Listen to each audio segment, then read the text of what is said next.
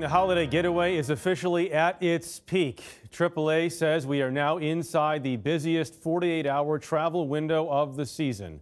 A record 107 million Americans are expected to be traveling between December 23rd and January 1st. More than 97 million are driving to their destinations.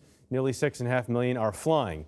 Over 3.5 million others are taking buses, trains, and ships. The Christmas crush comes as the TSA is testing a new security screening technology.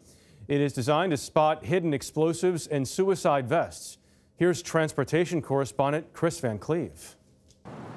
Over the hills, through the traffic and crowded airports, by the millions we go.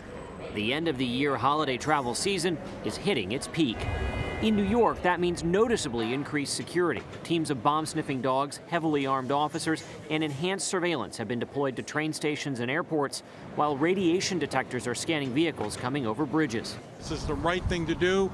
Our experience that we've had within, in the last week or two and what we've seen all throughout the world, this is the right time to do this. So we see the green bar. In the wake of this month's subway bombing, Senator Chuck Schumer is calling for this scanner to be deployed in New York City.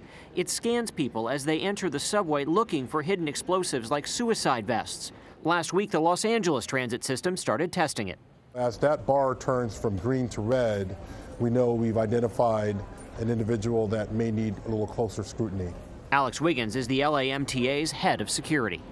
If it detects something that's very dense, like what would be in a suicide vest or an explosive vest, it will then alarm, and then it will give our officers an indication that here's something we need to take a very close look at. The 6.4 million expected to fly in the next 2 weeks will also see security changes. New automated screening lanes aimed at speeding up the process were just deployed in Boston. They're already in place in a few other large airports. Passengers will also be asked to remove any devices larger than a cell phone from their carry-ons.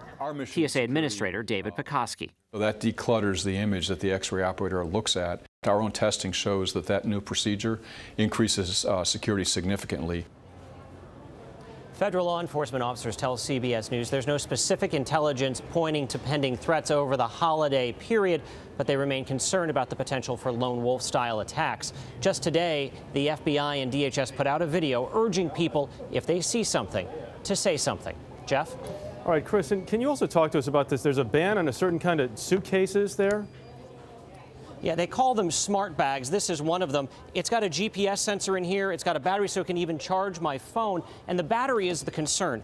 See how in this bag you can't take the lithium-ion battery out? Airlines are worried about fire danger, so they're saying if this bag were to be checked, that battery has to be able to come out. Since this one can't be removed, starting in January, it's on the no-fly list. Yeah, those lithium batteries remain a big concern. Kris Van Cleave, thanks very much.